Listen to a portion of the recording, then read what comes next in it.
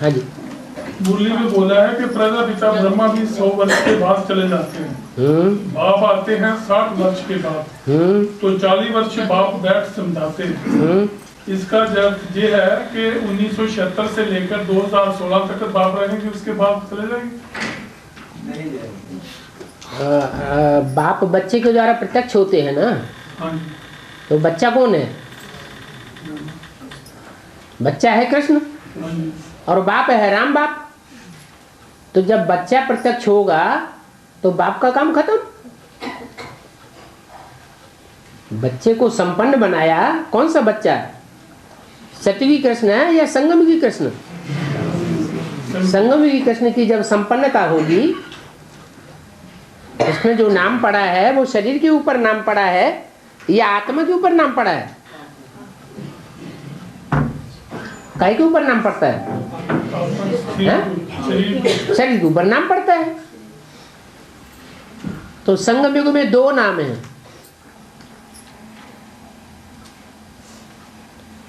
क्या? कृष्ण के 2 नाम हैं। आखिरी जन्म में वो ब्रह्मा कहा जाता है। कृष्ण आखिरी जन्म में क्या कहा जाता है? ब्रह्मा। और फर्स्ट जन्म में क्या कहा जाता है? कृष्ण। लेकिन कौन सा कृष्ण? सतयुग का कृष्ण कहा जाता है। और संगम युग में जिसके साथ कंसी, जरासंधी, शिशुपाल आदि दिखाए हैं, वो कौन सा कृष्ण है?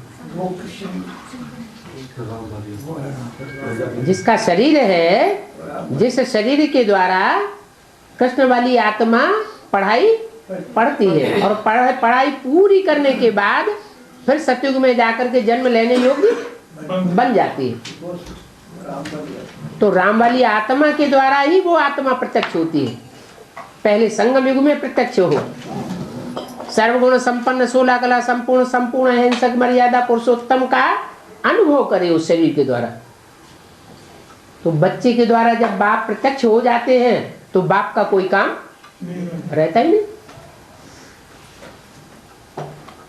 और 2018 में राधा कृष्ण का जन्म हो जाएगा। वही तो बता रहे हैं अभी। 2018 में संगम युगी राधा कृष्ण का जन्म होगा। ये सतयुग राधा जो सतयुग का राधा कृष्ण है उसका शास्त्रों में गायन है, यह संगम युगी राधा कृष्ण का शास्त्रों में गायन है। सतयुग के कृष्ण का तो कोई गायन ही नहीं है, किसी को पता ही नहीं है कि हे कृष्ण नारायण वासुदेव। वो नारायण भी है, वो कृष्ण भी है, वो कौन सा कृष्ण है? शास्त्रों में जो भी बातें आई है वो संगम युग की यादगार है। तो सतयुग में तो कृष्ण के साथ कंस नहीं होगा, कंसी जरासंधी होंगे ही नहीं। इस शास्त्रों में जो भी बातें आई है वो संगम युग की बातें हैं। अभी कृष्ण के साथ कंसी और जरासंधी भी अपना कार्य कर रहे हैं।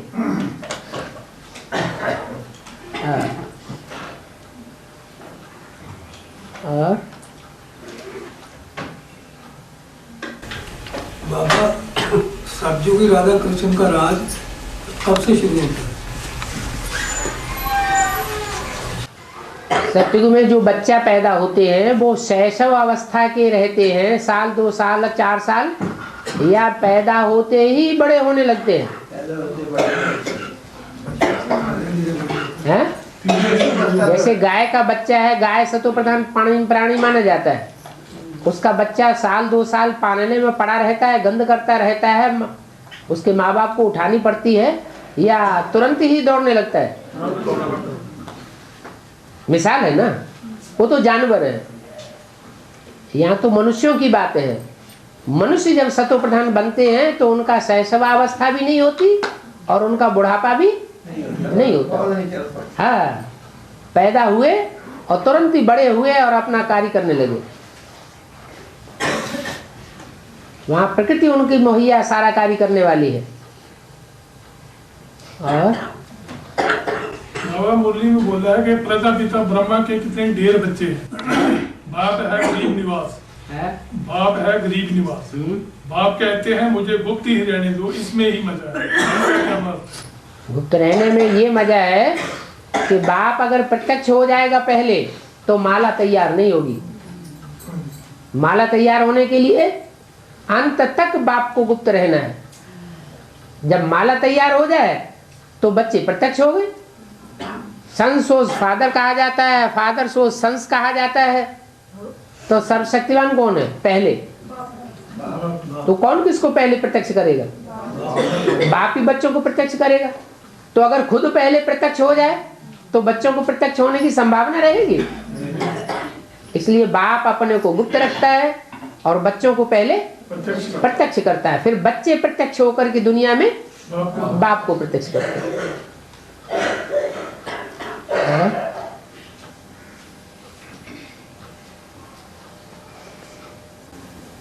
बाबा, संगम युग में पहले माताओं से पहले सेवाग्राम शरीर छोड़ दिए थे, वैसे ब्रह्मा से पहले ओम राधा मम्मा शरीर छोड़ दिया।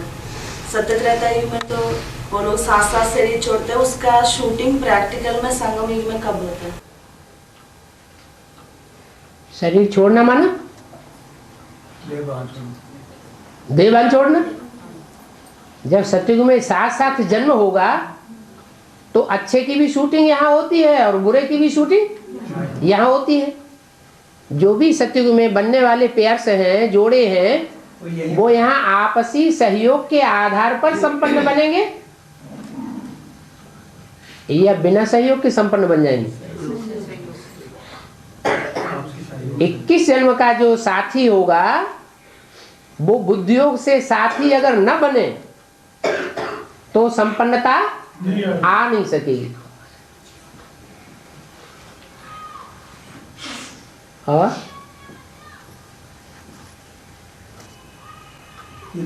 ये युगलों के लिए सभी युगल होंगे। सिंगल भी हो रहे, मैच्योर्ड भी है, जो सिंगल भी है, उनका क्या? उनकी भी बुद्धि अभी कहीं न कहीं लटक रही है। सिंगल कोई होता ही नहीं देवी देवता सनातन धर्म वालों में। तो तुम हो प्रवृत्ति मार्ग के पक्के, तुम प्रवृत्ति मार्ग के बगैर रह नहीं सकते। जो राजाएं थे, भारत के राजाएं खास, वो प्रवृत्ति मार्ग वाले थे या निवृत्ति मार्ग वाले थे? तो उनकी तो जन्म जन्मांतर की वो रग पड़ी हुई है प्रवृत्ति में रहने की। हाँ, संपन्न प्रवृत्ति नहीं है जो आदि से अंत तक एक रस चलती रहे 21 जन्म तक। या तो उस प्रवृत्ति को ढूंढ नहीं पाया है, या तो अपने को ही नहीं पहचाना है। अपने को पहचाने तो अपनी प्रवृत्ति को भी पहचाने।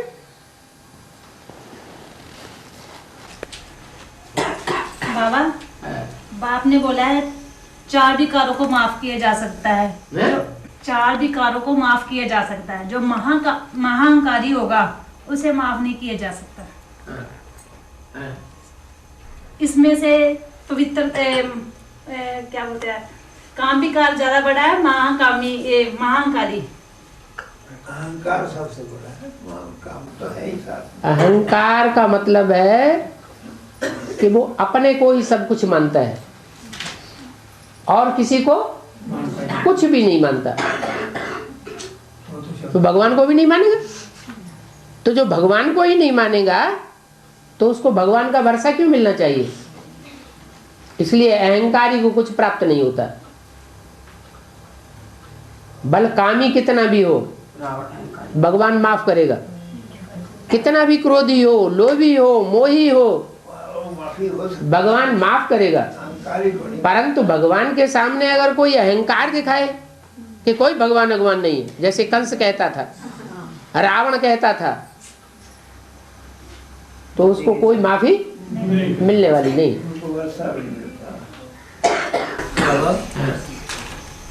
जब ज्ञान सूर्य प्रगटा तो अज्ञान अंधेर विनाश। तो सतयुग में क्या सूर्यास्त नहीं होता? सतयुग में चंद्रमा होगा, कम कलाओं वाला और ज्यादा कलाओं वाला चंद्रमा ही नहीं होगा, तो वहां रात भी नहीं होगी। और कोई न कोई मिसाल इस दुनिया में मौजूद होना चाहिए।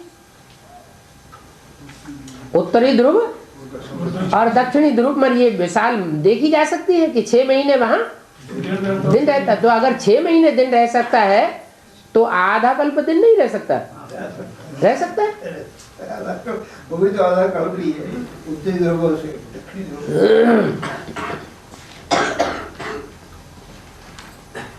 बाबा मुरली में बोला है कि प्रवृत्ति मार्ग वालों को मालूम है कि भगवान किसी न किसी रूप में यहाँ जरूर आवेंगे। किसको मालूम है? प्रवृत्ति मार्ग वालों। प्रवृत्ति मार्ग वालों को मालूम है कि भगवान किसी न किसी रूप में यहाँ जरूर आवेंगे। लेकिन जो निवृत्ति मार्ग वाले हैं और जो भक्ति मार्ग वाले हैं भगवान को तो वो भी जानते हैं, तो अंतर क्या पड़ता है? जानते हैं, लेकिन वो कहते हैं कि हजारों वर्ष के बाद फिर भगवान आवेंगे, जब कलयुग का अंत होगा। क्या? अभी तो कलयुग का आदि चरण है, अभी तो 5000 वर्ष ही हुए हैं, द्वापर युग खत्म हुए। 5000 वर्ष पहले महाभारत युद्ध हुआ था कलयुग द्वापर के अंत में, तो वो तो बहुत लंबा कर देते हैं। और गृहस्थी में पड़े हुए हैं गृहस्थी, वो बेचारे बहुत दुखी हो रहे हैं। मेहनत भी सारी करना, अपनी मेहनत भी करते हैं और सन्यासियों के लिए भी मेहनत करते हैं। और ये चित्र बने हैं, ये झाड़ और मूर्ति बोला, पहले तो यही चित्र थे 60 में यही बने थे।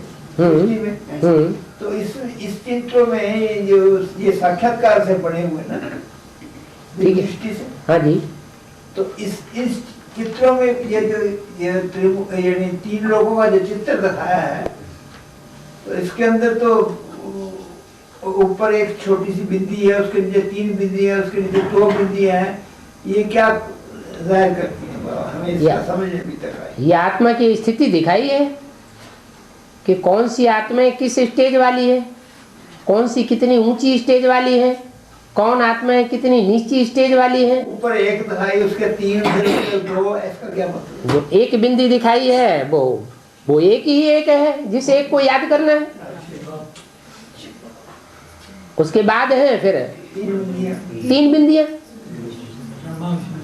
तो वो शिव, वो तो ज्योति बिंदु है, वो किसी के द्वारा तो प्रत्यक्ष होगा। और 3 बच्चे हैं 3 कैटेगरी के।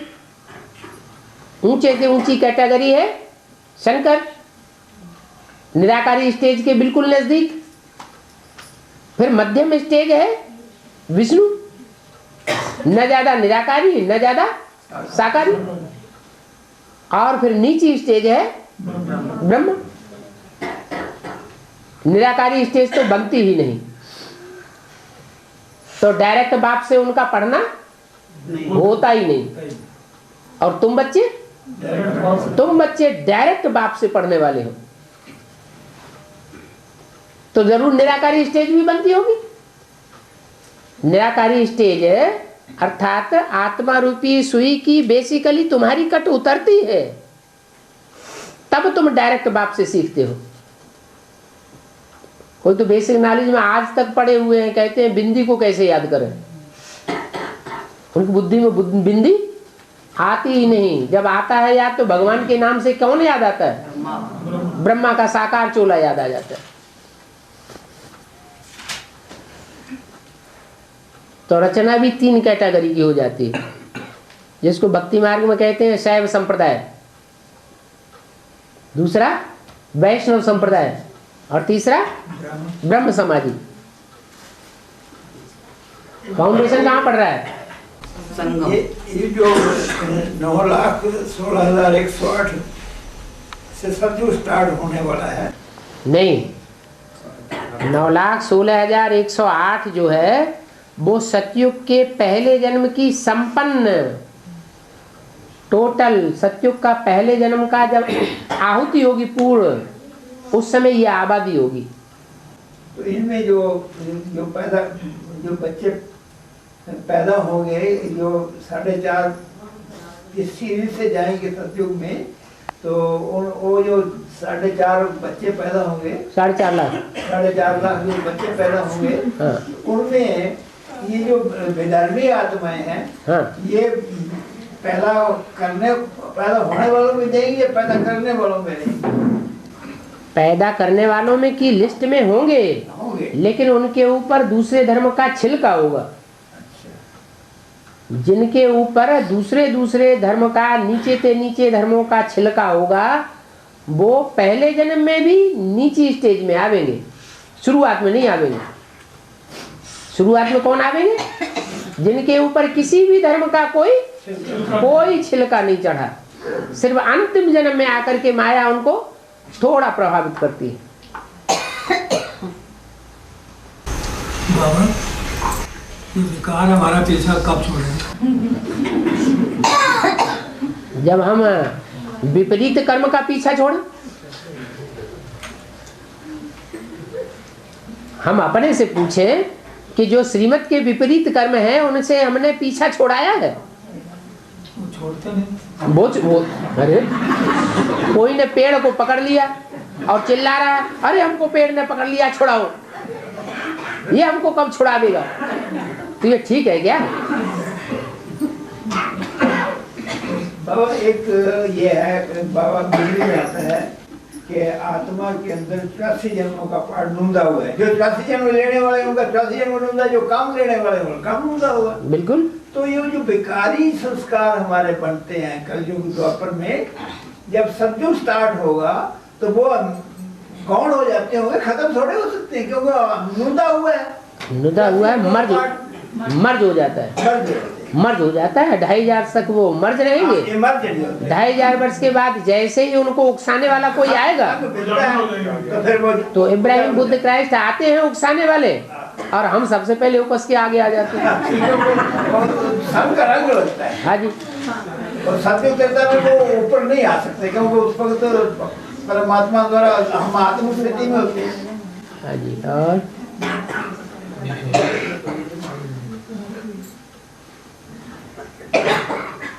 बाबा मुरली में बोला है कि फक्कावाद में मालक को बहुत मानते हैं। यूपी को साकार और निराकार की डबल लॉटरी मिली हुई है। साकार में भी मिला हुआ है और निराकार बाप तो साकार में है ही। तो इसका क्या अर्थ है? अरे अर्थ तो आपने खुद ही बता दिया कि यूपी वालों को चाहे ले या न ले वो दूसरी बात है, लेकिन मिला हुआ है। कौन मिला हुआ है? साकार भी मिला हुआ है। साकार ने भी यूपी में जन्म लिया है। और जो बेहद का जन्म है, बेहद का जन्म वो भक्ति मार्ग में कहाँ माना जाता है? वो भी यादगार यूपी में बनी हुई है। या तो वाराणसी यादगार बनी हुई है, शंकर का स्थान माना जाता है, शिव शंकर भोलेनाथ का स्थान, काशी विश्वनाथ गंगे। या तो अयोध्या मानी जाती है, राम जन्मभूमि, या तो कृष्ण जन्मभूमि मथुरा मानी जाती है। तो तीनों ही रूपों में भगवान का जन्म रूपी प्रत्यक्षता कहाँ मानी जाती है? यूपी में मानी जाती है। इसलिए महाभारत युद्ध भी जो होना है नहीं, यूपी में नहीं है।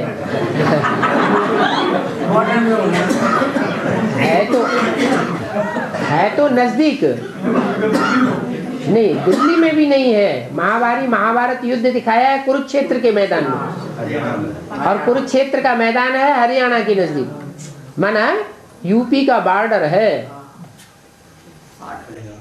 महाभारत युद्ध तो अपने अंदर ही होगा, विकारों से युद्ध है। अपने अपने अंदर तो होगा, लेकिन यूपी को धर्म युद्ध का खेल दिखाना है।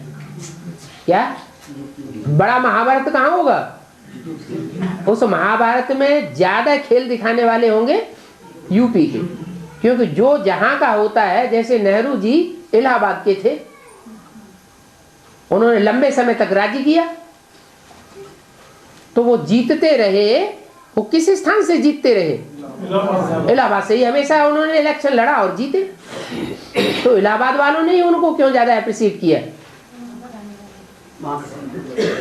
क्योंकि वहां की पैदाइश थे, वहां के लोगों का इस बात का फख्र था कि ये हमारे देश के हैं। ऐसे ही यूपी वालों को जब पता चलेगा कि भगवान का साकार रूप कहाँ होता है, तो उनको नशा चढ़ जाएगा।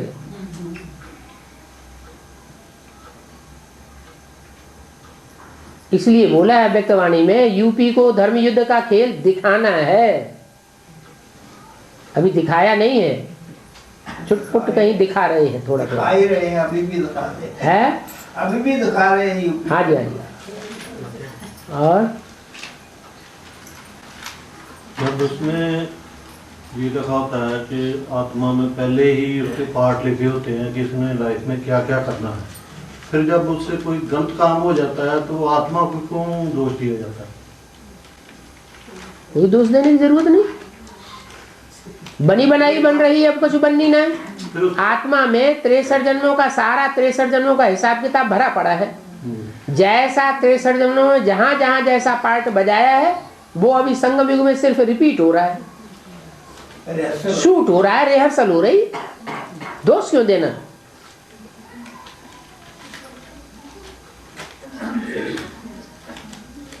तो अज्ञानता है। लेकिन प्रसाद तो बाबा है ना, पहले हम ड्रामा को आगे थोड़ा रख सकते हैं, ड्रामा तो पीछे है। पुरुषार्थ करने वाली बात इसलिए है कि हमको पता नहीं है कि हमने क्या पार्ट बजाया है। जब हमको पता ही नहीं है तो हम क्यों ना पॉजिटिव बजाएं, नेगेटिव क्यों उठाएं? खाने के लिए तो कभी नहीं पूछते, कहते कि खाना होगा तो खा लेंगे। प्रसाद तो करना ही पड़ेगा, पता थोड़ा है कि हम क्या बढ़िया। और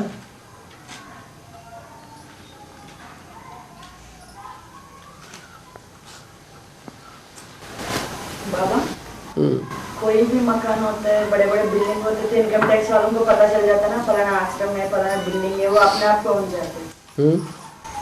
उसी रीति जो 1-2 मंजिल के एनएस होगा, जो 1-2 मंजिल की एनएस जो है, 1-2 मंजिल का, हाँ जी, घर जो मकान हो गया एनएस का, जो एनएस नया दुनिया है जहाँ बहने रहते हैं, हाँ, नया संगठन, हाँ जी, वो तो ब्राह्मण दुनिया से तो गुप्त है, हाँ, तो बाहर दुनिया से भी वो गुप्त है। जब ब्राह्मणों की दुनिया में ही गुप्त है तो बाहर की दुनिया वाले तो गुप्त होगा ही। कोई बाहर की दुनिया वालों के लिए तो पहले ही बोल दिया, 2000 के आसपास ही अभ्यतवाणी में बोल दिया। बाप बच्चों की नजरों में प्रत्यक्ष हो गए और दुनिया वालों की नजरों में गुप्त हो गए। मतलब कोई भी आश्रम में अपने आप इनकम टैक्स वाले पुलिस आते, वहाँ कोई आते भी नहीं, उनको पता भी नहीं होगा इधर कुछ लोग रहते हैं, इतना लोग है। आवेंगे भी तो उन्हें पता ही नहीं चलेगा ये कौन है।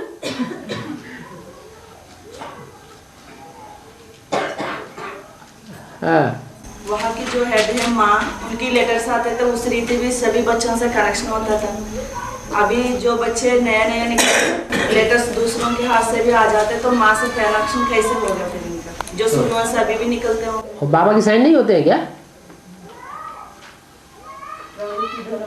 जो कनेक्शन बुद्धि का जोड़ना है वो माँ से और बच्चों से और भाइयों से जोड़ना है या बाबा से जोड़ना है? तो जो भी लेटर्स आते हैं उनमें बाबा का निशान नहीं होता है?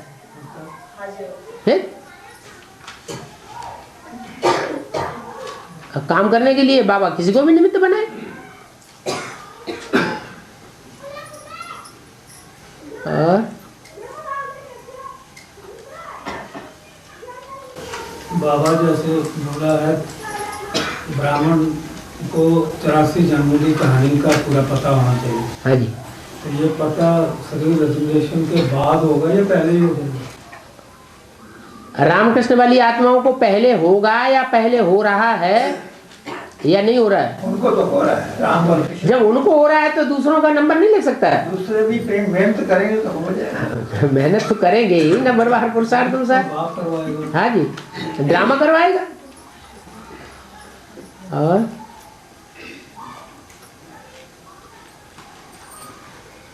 बाबा, एक बार मैंने सुना था कि जो बच्चे बाप से प्रश्न करते हैं वो संपूर्ण नहीं कहलाएंगे। है?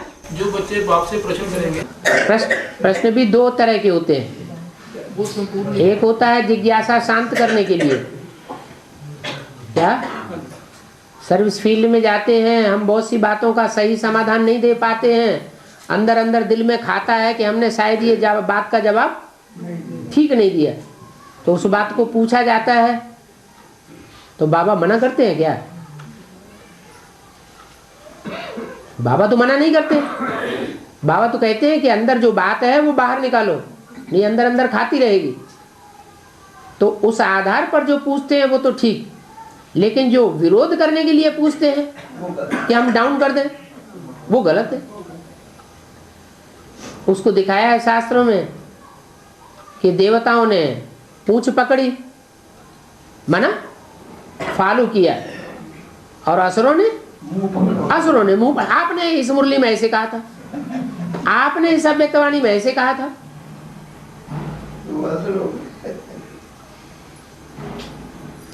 तो जो मुंह पकड़ते हैं वो है असुर, और जो मुंह पकड़ने वाली मादा जिनके अंदर नहीं है लेकिन फॉलो करने वाले हैं, जो कहो तो फॉलो करना है, वो देवता है। मतलब अपने समझाने के लिए फील्ड में जाना है। हाँ जी, हाँ जी। प्रश्न तो वही पूछा था जो मुरली में आया हुआ है, जो मुरली में सुनाया गया, वही तो प्रश्न पूछ सकते हैं। हाँ, तो प्रश्न पूछने के लिए मना कहाँ है? मना नहीं किया। तो मैंने सोचा कि जो प्रश्न कहा मुरली में कि जो बच्चे बाप से प्रश्न पूछेंगे वो संपूर्ण नहीं होंगे, तो इसलिए पूछते नहीं। प्रश्न पूछने वालों का क्लास में थोड़ा नंबर है या ज्यादा नंबर है? जो प्रश्न पूछने वाले हैं उनकी संख्या कम होती जाती है या ज्यादा होती जाती है? कम होती जा रही है।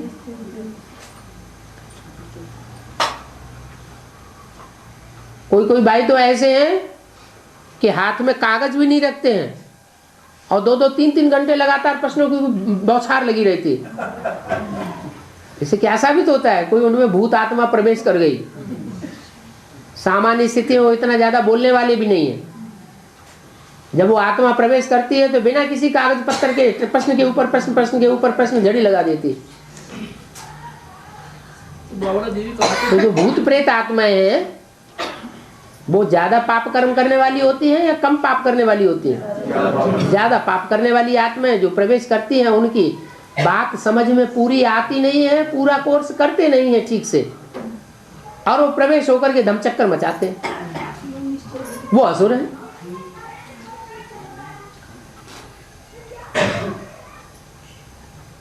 और बाबा घर में मेरे को बच्चों ने क्वेश्चन किया, जो गोबर नहीं होता, गोबर के कोई माताएं ना पोपले बनाते हैं। हाँ जी, हाँ जी। बनाते हैं तो भगवान का नाम जाप करते हैं। तो किसी ने उसके पोपले उठा लिए, तो वो कैसे पड़ोसन को बोलती है तूने मेरे पोपले उठाए हैं, तो मेरे को बताओ, मैं अपने पोपले लेने आऊंगी तेरे घर से। वो कैसे पहचानती है? वो पोपलों को अपने कान पे लगाती है और पहचान में अपनी जगह रखती है, यानी कि उसको भगवान का जो जाप किया उसमें सुनाई देता है। वे हद में ऐसी क्या बात है जो ये क्या कह रहे हैं? कहने का मतलब है कुछ ऐसी आत्माएं हैं जिनको मैंने गोवर्धन, नहीं गोबर बने होते हैं, ये उपले वो बने होते हैं। कोई गुड़िया उठा के उसके ले जाती है, तो दूसरी जो होती है वो जाती है, कहती है कि भाई उसने जो भी बनाए होते हैं भगवान के नाम लेकर के बनाए होते हैं। जब जाती है वो पहचान जाती है। तो वो कहते हैं कि वो कैसे पहचान जाती है? पहचान जो क्या, जब हाथ से थापा जाएगा तो हाथ के निशान नहीं आ जाएंगे? कोई का हाथ छोटा होता है, कोई का हाथ बड़ा होता है, कोई की उंगली छोटी होती है, कोई का अंगूठा मोटा होता है। उसने बोला भगवान का नाम कैसे आया उसमें से नाम कैसे आ गया गोबर में? कोई कागज पत्थर लिखा जाता तो पहले, और आज भी ऐसा होता है, अंगूठा लगाते हैं, नाम लिखना जानते नहीं, वो कैसे पहचाने जाते हैं? अंगूठे की निशानी आ जाती है ना। बच्चों ने कहानी कहीं से सुनी होगी, पढ़ी होगी ना, वो मेरे से क्वेश्चन करने लगे। अच्छा। ये 16,108 जो माला होगी जो उनके के 16,108 हाँ, बड़े बड़े मंदिर हैं पुराने, उनमें गरारी के ऊपर वो माला रखी रहती है 16,000 की। 4-4, 8-8 लोग इकट्ठा पकड़ करके गरारी में माला को खींचते हैं। ऐसे यहाँ ज्ञान में भी आगे चल करके होगा कि अभी तो एक को बैठ करके समझाता रहा, लेकिन एक से नहीं उठेंगे, वो देहाभिमानी सांडे हैं, तो 4-4, 8-8 मिल करके जाएंगे तो उनके ऊपर असर पड़ जाएगा।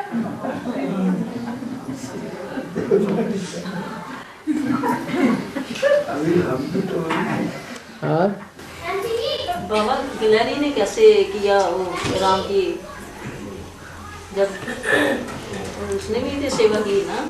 और गणेश ने कैसे सेवा की? गणेश कोई सूंड वाला था? हैं? कोई सूंड वाला जानवर ऐसा था? बना दिया नहीं, एक मिसाल बताई है गणेश की कि ऐसे भी देवताएं होते हैं जिनमें देह अभिमान का पुट ज्यादा होता है, फिर भी सेवा करते हैं, इसलिए सेवा का उनको मेवा मिल जाता है।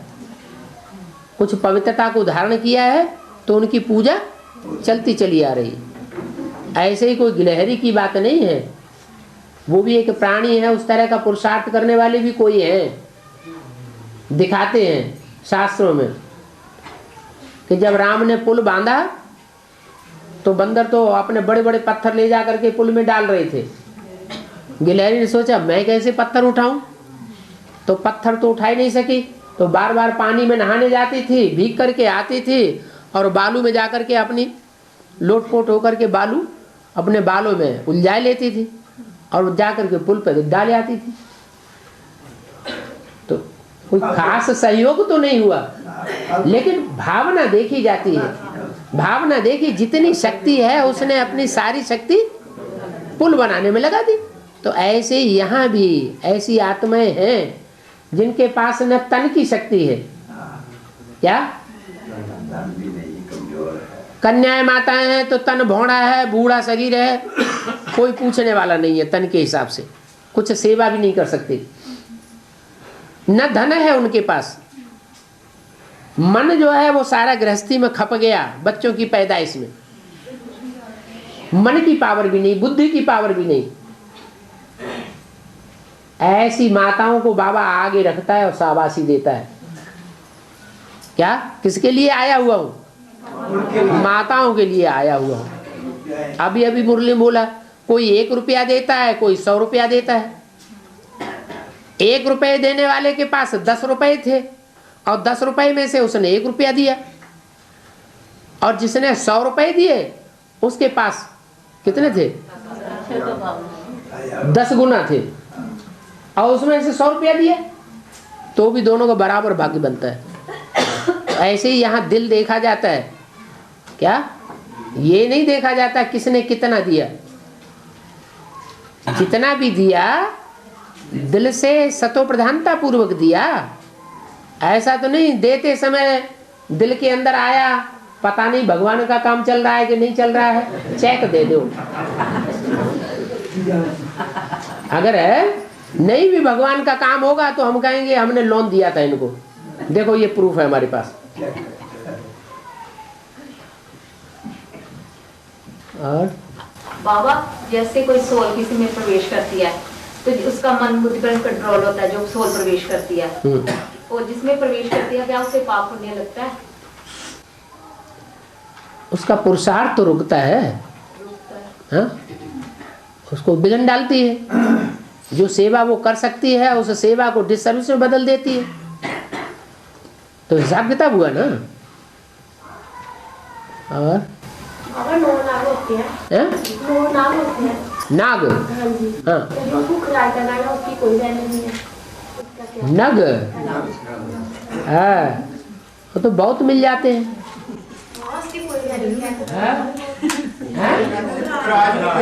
हाँ, पुखराज की कोई वैल्यू नहीं, क्योंकि बहुत तादाद में मिल जाते हैं, चाहे जितने ले लो। और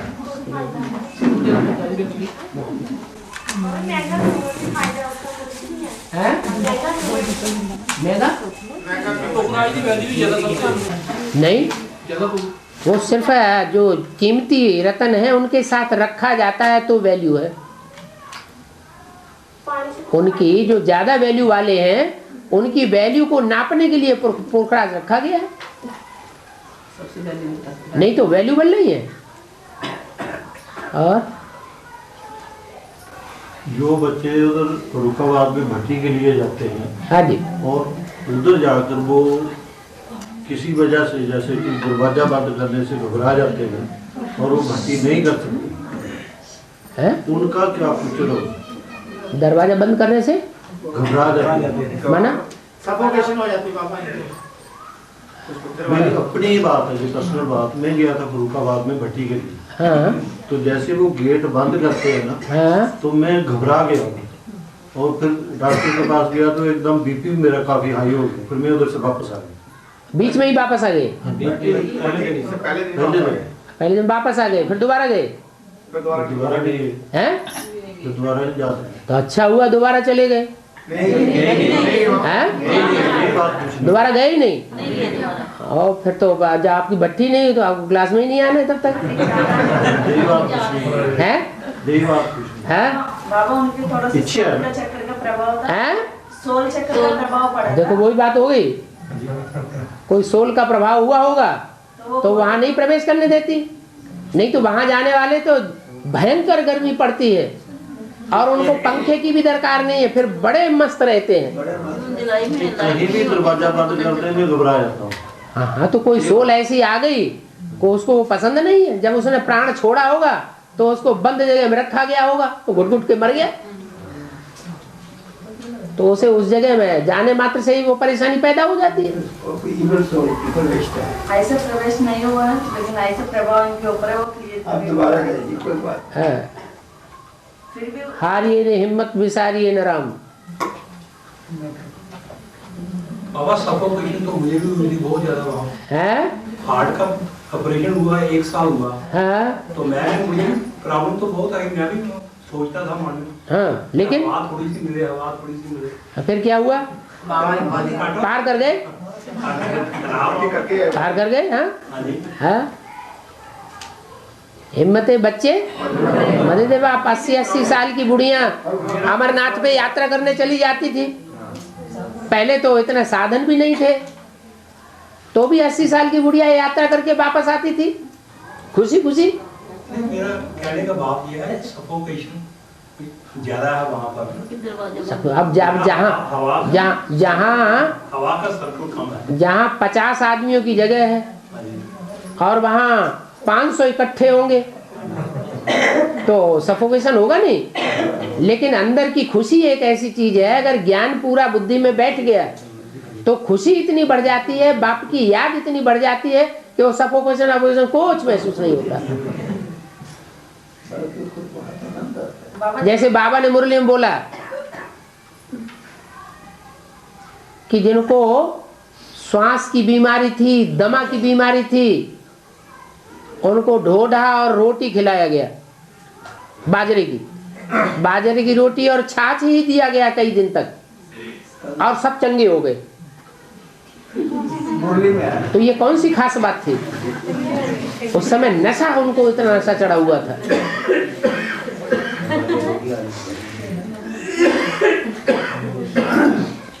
ज्ञान को भी बल कहा जाता है। अच्छी तरह ज्ञान बुद्धि में बैठ जाए तो सात्विक स्टेज बन जाती है। उस सात्विक स्टेज में ये दिखाई नहीं पड़ता कि यहाँ गर्मी है, कि यहाँ सर्दी है, पंखा है या नहीं है, या बंद जगह है या खुली जगह है, लेकिन खुशी उनको पार ले जाती है। ये तो बात ठीक है, लेकिन गर्मी और चीज है, सर्दी और चीज है, हवा वो चीज है। गर्मी के साथ आदमी जी सकता है, सर्दी से भी जी सकता है, लेकिन हवा के बिना नहीं जी सकता। अभी घोंघाट होगा विनाश के टाइम पे, तब क्या करेंगे? जीने वाले जी जाएंगे। हाँ। बाबा जो पार्टी जाते हैं ना, उनको समझा के भेजा जाता है। हाँ जी। उधर जाते ही वहाँ के जो भाई होते हैं वो बताते हैं कि आज से दरवाजा बंद है, बाहर कदम नहीं रखना, शादी नहीं रखना, उसी ढंग से वो उधर समझाते हैं। वो थोड़ा घबराते हैं, भाई लोग कहीं जगह कंप्लेन आते, पहले से ही यहाँ से समझा के ले जाओ ना, कि मुरली में बोला है बाहर कदम भी न रखे, किसी को फोन भी न करे, बाहर की दुनिया में बुद्धि भी नहीं जानी चाहिए, ऐसा फाउंडेशन हो। पहले समझाया। हाँ जी। इस बात में माताओं को कोई प्रॉब्लम नहीं हो तो वो ऊपर भी जाते। माताएं तो जिंदगी भर अंदर रहने की अभ्यासी है, उनको क्यों प्रॉब्लम पैदा होगा? भाई लोग तो बाहर की दुनिया में घूमने फिरने वाले।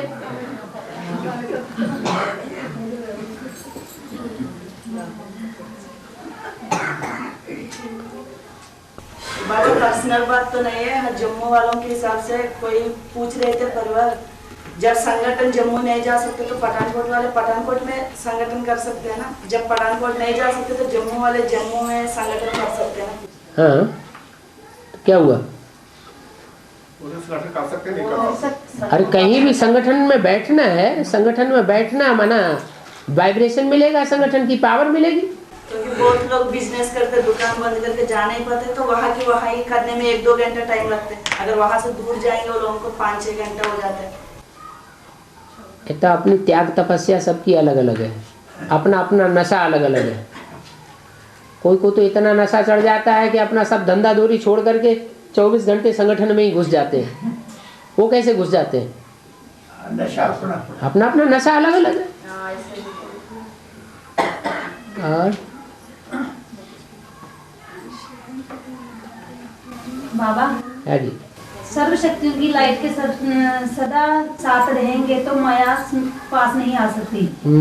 तो घर में छोटी छोटी प्रॉब्लम आ जाती है, तो फिर माया हमारे पास कैसे आती है? आत्मिक स्थिति में नहीं रहते। आत्मिक स्थिति में रहें तो सब समस्याओं का समाधान है आत्मिक स्थिति।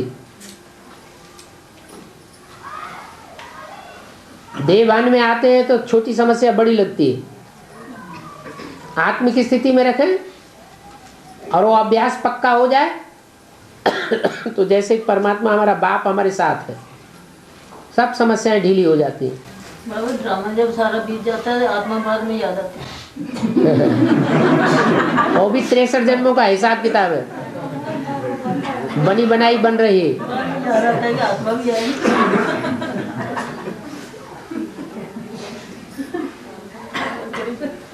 बाबा जो भी एडवांस में आते हैं वो बेसिक से आते हैं, चाहे पिछले जन्म इस जन्म में, तो बेसिक में आगे पड़ जाते हैं। कोई जरूरी नहीं कि जो भी आते हैं सो सब बेसिक से ही आते हैं।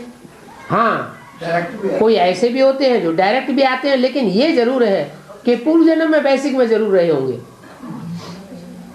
तो बेसिक में ज्यादा लोगों का आदत हो जाता है, वहाँ टीचर पहने ले जाते हैं मधुबन के लिए। तो यहाँ एडवांस में आते हैं, बोलते हैं कि हमको एक टीचर चाहिए पार्टी ले जाने के लिए, बेसिक के हिसाब से पूछ लेते हैं। ये तो राजा बनने वाली क्वालिटी की आत्मा ही नहीं है। जिनका फाउंडेशन ही आधार बने लेने का है, आधीन बने हुए हैं शुरुआत में ही, फाउंडेशन में ही। बाबा रास्ता के हिसाब से, फिर वही रास्ते के हिसाब से। अरे आदमी कहाँ का कहाँ चला जाता है। बिलायत जाने वाला, उसको रास्ते में कोई ले जाता है साथ में? बिलायत जाने वाली बिलायत चले जाते हैं, उनको कोई रास्ता बताने के लिए जाता है क्या? माताएं नहीं जाती हैं, कन्याएं नहीं जाती हैं विदेश में? है सब आधीन बनाने वाली बातें हैं। इसलिए आपसे लोग पूछते हैं। इसलिए बाबा बताते हैं कि आधीन बनाने वाले हैं अनेक और स्वाधीन बनाने वाला है एक ही बात पे चलो। अरे पार्टी में जो होशियार हो उनके हाथ में बागडोर सौंप दो, पार्टी ले जाओ।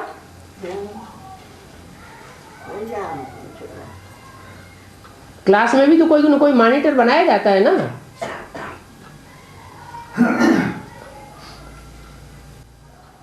और बाबा एडवांस में 1-2 बार गया था, जैसे कि मैं 1-2 बार गया था एडवांस में, चीजें आ गई। इसको क्या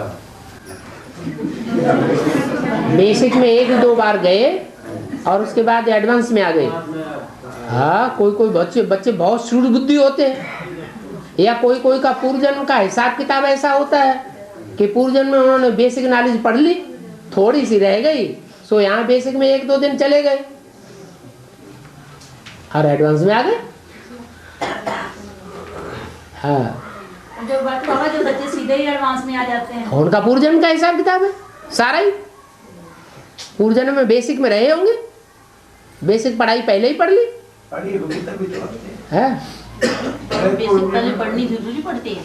अरे प्राइमरी में काका गागा ABCD पढ़ेंगे नहीं और BA में कैसे पढ़ने लगेंगे?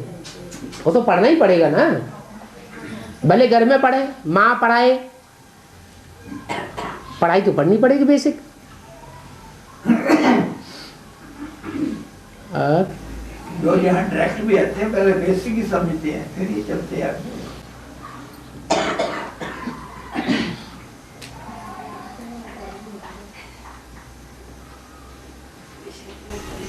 बाबा एक कन्या पूछ रहे हैं कि सब कुछ सीख के मैंने अभी तो सुख सुविधा आ गया ना, एडवांस पार्टी में हर जगह मिनी मधुबन है। हर जगह तो नहीं, मतलब हर ज्यादा से ज्यादा 2000 के बाद तो मिनी मधुबन में कुछ दिन 1 साल 2 साल रह के सीख के सरेंडर होना अच्छा है, या डायरेक्ट जा करके सरेंडर हो जाना अच्छा है? तो बाबा ने मुरली में बताया है सबसे ज्यादा अच्छा है तुरंत दान महाकल्याण।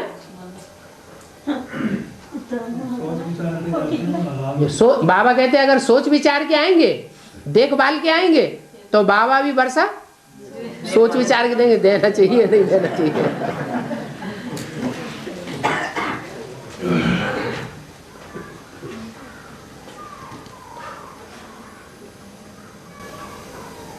बाबा जनरल टेस्ट जो है ना अपना किसी गली मोहल्ले वालों को हम सुना देते हैं पूरा उनकी बात है।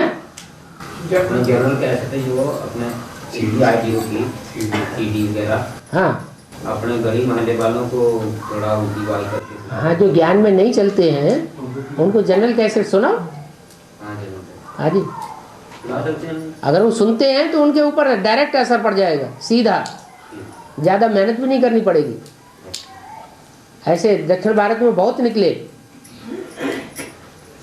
जो डायरेक्ट कैसेट ही सुन करके निकले और बहुत तेजी से अच्छे चले। बाबा अभी जो आत्माएं परम धाम से आ रही हैं वो जन्म कहाँ लेती हैं? यही इसी दुनिया में जन्म लेती है और कहाँ लेंगी? सुख के घराने में जन्म लेते हैं, गरीबी में लेती हैं या अमीरी में? ये कोई जरूरी नहीं गरीब घराना, जो पहली आत्मा आएगी वो तो अच्छा ही जन्म लेगी, खराब जन्म लेगी। सात्विक आत्मा आती है या तमो प्रधान आती है? सतो प्रधान आत्मा सत्य धाम से आती है। पहला जन्म तो उसका अच्छा ही होगा। पहला जन्म तो अच्छा ही होगा। पहले जन्म में सबकी सदगति है। और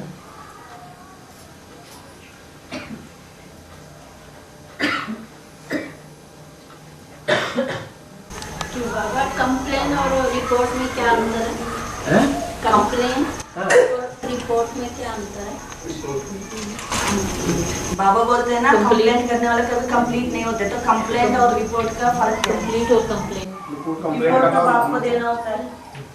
एक रिपोर्टर्स होते हैं वो घड़ी घड़ी एक एक सेकंड का समाचार देते रहते हैं, ये ऐसा हो रहा है, वैसा हो रहा है, वैसा हो रहा है। और एक होते हैं कंप्लेंट करने वाले, उनको कोई प्रकार के दुख हो गया, तकलीफ हो गई, किसी से परेशानी है, कोई उनको दुख दे रहा है तो कंप्लेंट करते हैं, चलो भाई पुलिस में रिपोर्ट करके आओ, तो उसे कंप्लेंट कहा जाता है।